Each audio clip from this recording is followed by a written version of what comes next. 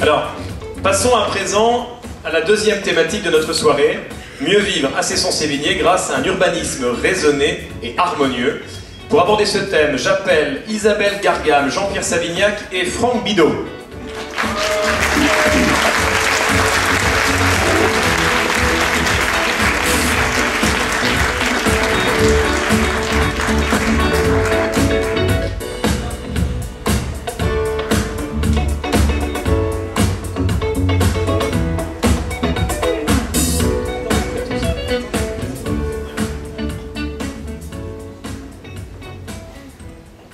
Ça va, vous êtes bien installés?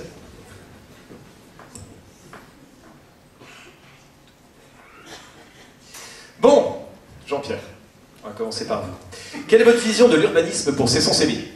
Alors, notre premier objectif est de réaliser déjà un habitat diversifié, allant de la maison individuelle au petit collectif, en passant aussi par des maisons mitoyennes, qui peuvent être un premier investissement pour les familles. Et je voudrais prendre un exemple qui nous a un petit peu choqué lors de notre porte-à-porte, d'une famille qui s'agrandissait, le premier enfant arrivé, et cette famille va quitter Cesson parce qu'elle ne trouve pas l'offre pour pouvoir répondre à sa demande au niveau de logement. Alors, nous voulons que tous les Cessonnais puissent trouver un logement adapté à leurs besoins pour s'implanter durablement dans la commune.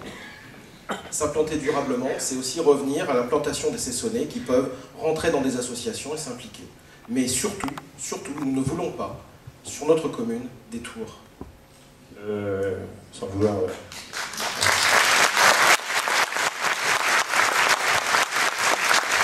Néanmoins, chers amis, Michel Billon a dit il n'y aura pas de tour à Cesson. C'est vrai, mais Michel Billon dit ne pas augmenter les impôts, mais il écrit qu'il y a un fort potentiel fiscal à Cesson.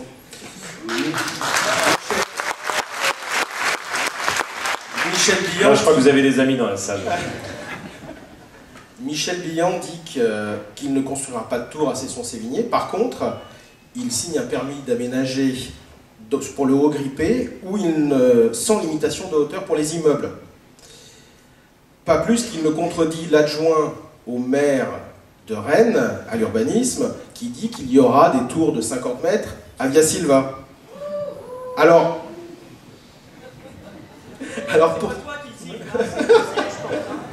pensez-vous vraiment qu'on puisse prendre en considération la parole de Michel Billon?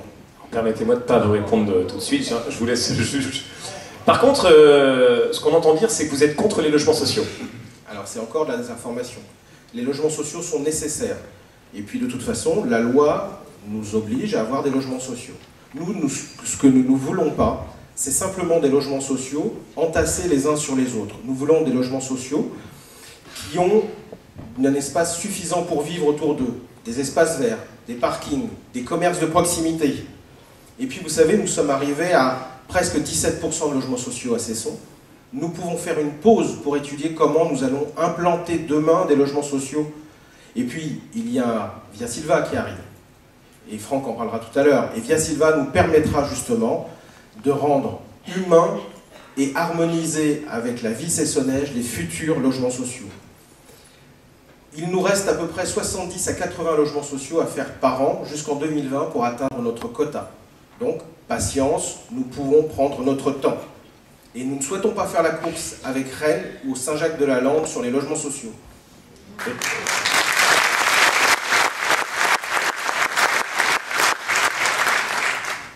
Vous voulez réviser le PLU? Oui. Pourquoi? C'est tout simple. C'est parce que nous ne voulons pas d'immeubles sur la place des déportés. C'est parce que nous ne voulons pas d'immeubles à la place de l'ex-gendarmerie. C'est parce que nous ne voulons pas d'immeubles à la place des tennis municipaux. C'est parce que l'on ne veut pas de maison médicale près des vieux ponts. Parce que l'on veut limiter la hauteur des immeubles près du pôle gare. Parce que l'on veut construire une pépinière d'entreprise au niveau du Haut-Grippé ainsi qu'un parc d'activités. Parce que l'on veut protéger le commerce de proximité. Parce que l'on veut protéger les espaces verts existants. Et parce que l'on veut protéger les règlements de lotissement. Voilà pourquoi on veut réunir les communes.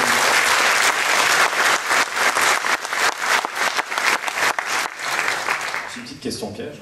Et cette semaine, Michel Billon a dit qu'il n'y aurait pas de maison médicale à Cesson-Sévigné. C'est vrai, mais Michel Billon, il y a 15 jours, disait le contraire. Alors, moi, je me pose la question de savoir simplement si Michel Billon, à 8 jours des échéances, se dit pas qu'il est peut-être un petit peu en difficulté et par, je vais être mauvaise langue, souci électoraliste, se dit tiens, il serait peut-être bon de changer mon langage. Mais nous l'avons dit depuis le départ, il n'y aura pas de maison médicale en face de la boulangerie bien connue, en face des Vieux Ponts, elle sera ailleurs si besoin. Et nous ne changeons pas de discours en cours de route. Ok. On va rester sur le PLU. Je vais demander à Isabelle, vous êtes juriste, vous allez pouvoir nous éclairer parce que le PLU, on entend tous parler du PLU, alors on va modifier, on va changer, on a l'impression d'ailleurs qu'il y a plein de PLU.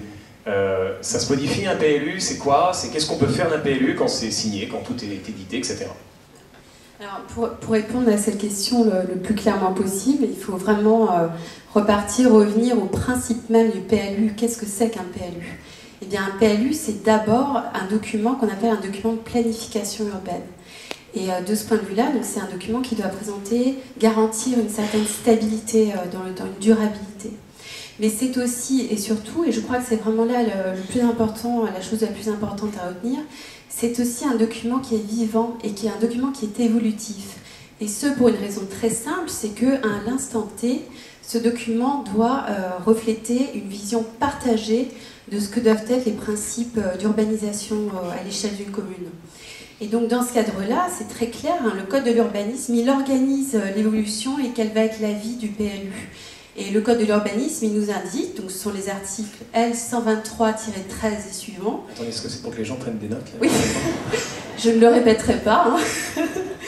Donc ces articles-là, très clairement, nous indiquent voilà, quelles procédures permettent de mettre en musique la vie du PLU. Et très concrètement, par rapport à une ancienne municipalité, la procédure, on va la choisir en fonction du degré de divergence et de la nature des divergences avec l'ancienne majorité. De petites divergences vont nous amener à modifier le PLU sur des points mineurs très précis. En revanche, si on remet en cause plus profondément les orientations du PLU, là, on va entrer dans une procédure de révision. Et nous pensons que, regard des engagements pris, c'est davantage dans cette procédure-là qu'il faudra s'engager. Ça n'a rien d'exceptionnel en fait. Voilà, ce qu'il faut vraiment retenir, c'est que c'est quelque chose de tout à fait habituel et de tout à fait naturel dans la vie d'un PLU. C'est un document vivant et qui doit, c'est un outil entre les mains d'une municipalité, tout simplement. D'accord, merci beaucoup Isabelle.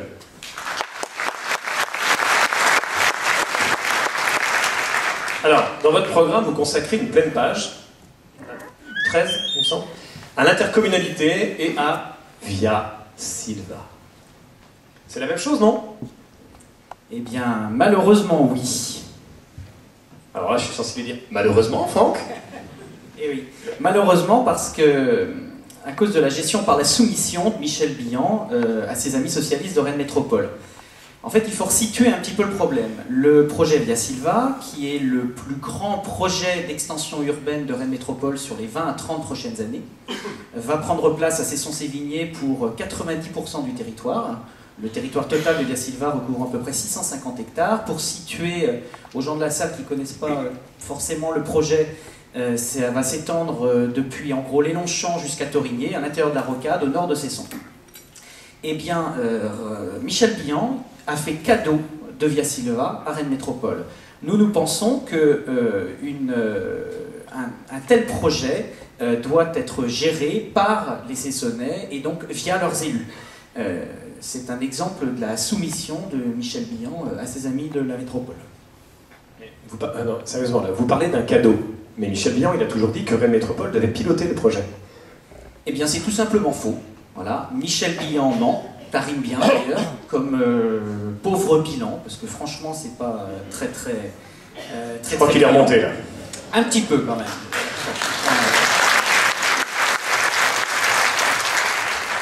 Le projet Via Silva doit être dirigé par une SPLA. C'est une société publique locale d'aménagement qui est en fait une société dont les actionnaires sont des collectivités territoriales. La loi impose, il est vrai, qu'une de ces collectivités soit majoritaire. Nous pensons pour notre part qu'un projet qui va être à 90% sur le territoire de Cesson, qui est quand même destiné, alors ça c'est un peu de la théorie et du marketing fait par l'équipe actuelle, à accueillir 40 000 habitants, ça a sonné bien sans doute 40 000 habitants en 2040, eh bien nous pensons qu'un tel projet devrait être géré, comme je vous l'ai dit, par des élus cessonnais, et qu'en conséquence, la majorité des voix au conseil d'administration de Via Silva devrait être détenue par les élus cessonnais. C'est une solution qui nous semblait à la fois légale, puisque c'est ce qu'impose la loi, une collectivité majoritaire, ça pouvait très bien être Cesson-Sévigné, légale et légitime. Eh bien, Michel Billan ne l'a pas entendu de cette oreille, il ne fait pas les mêmes comptes que nous, puisqu'en fait, pour 90% d'un projet sur son territoire communal, il a accepté de signer les statuts de Via Silva qui engagent la commune pour seulement 26,5% des voix. Autrement dit, il a remis le devenir d'un futur territoire cessonnais, destiné à accueillir théoriquement 2 fois la population actuelle, contre des miettes. Voilà. Ce n'est pas une négociation, ce monsieur n'a pas négocié, c'est un hold-up, tout simplement.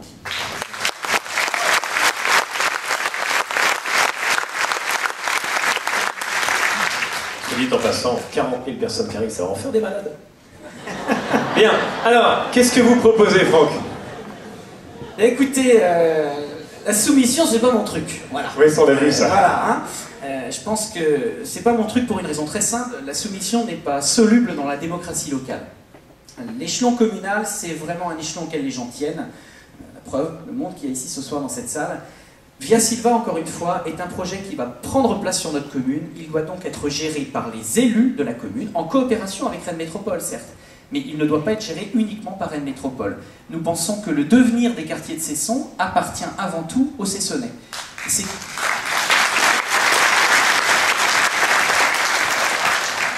Et ce sera surtout une manière pour notre équipe, si nous sommes élus, et je ne vous cache pas que je l'espère très très fort, ce sera surtout une manière de gérer ce projet pour qu'il devienne un projet à taille humaine, un projet qui va prolonger le Cesson que nous aimons et pas transformer Cesson en une solution de grande banlieue verticale telle que Michel Billan l'envisage.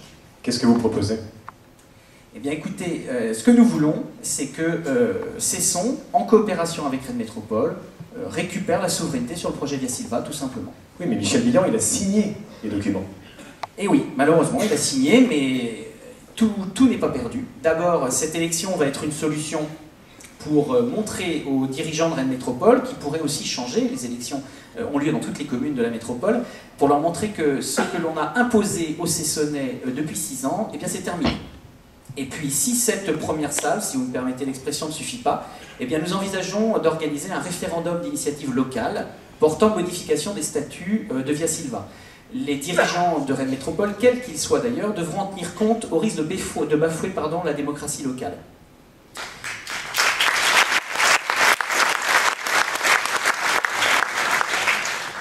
Nous pensons pour notre part, et je vais terminer, que la coopération intercommunale s'envisage sous la forme d'une synergie, une mutualisation des moyens au profit de tous. Absolument pas par un échelon vertical où les décisions descendraient de Rennes Métropole vers les communes, en nous les imposant tant au niveau de la fiscalité que de l'urbanisme. Nous serons aussi élus, et ça il faut le rappeler, nous sommes à la fois élus pour être conseillers municipaux, mais également pour être conseillers communautaires. Les membres de la liste d'Albert Poulenec, Mieux vivre à Cesson-Sévigné, nous avons l'intention de défendre au sein de Rennes Métropole une fiscalité rigoureuse, une modération des dépenses, bref, de défendre Cesson au sein de la métropole, mais aussi de défendre l'intérêt de tous les membres de la métropole. Et concernant le projet Via Silva, notre objectif, c'est de rétablir avec Rennes une relation équilibrée, une relation efficace, pour retrouver notre souveraineté sur Via Silva, pour y développer un quartier à taille humaine, où il fera bon vivre, un quartier où nous pourrons accueillir les nouveaux habitants sans perdre l'âme de Cesson-Sévigné, et surtout, ne pas transformer Cesson en ce que veut Michel Billan, à savoir en faire une banlieue de Rennes, et surtout une banlieue verticale et minérale. Nous l'avons dit, il n'y aura pas de tour si nous sommes élus.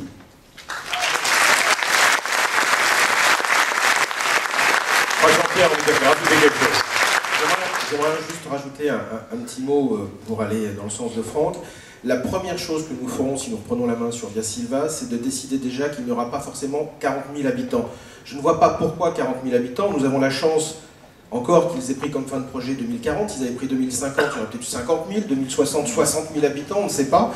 Ce n'est pas notre but. Notre but, c'est caractère humain, taille humaine. Nous ne souhaitons pas créer une ZUP Est à Cesson. Merci beaucoup à tous les trois.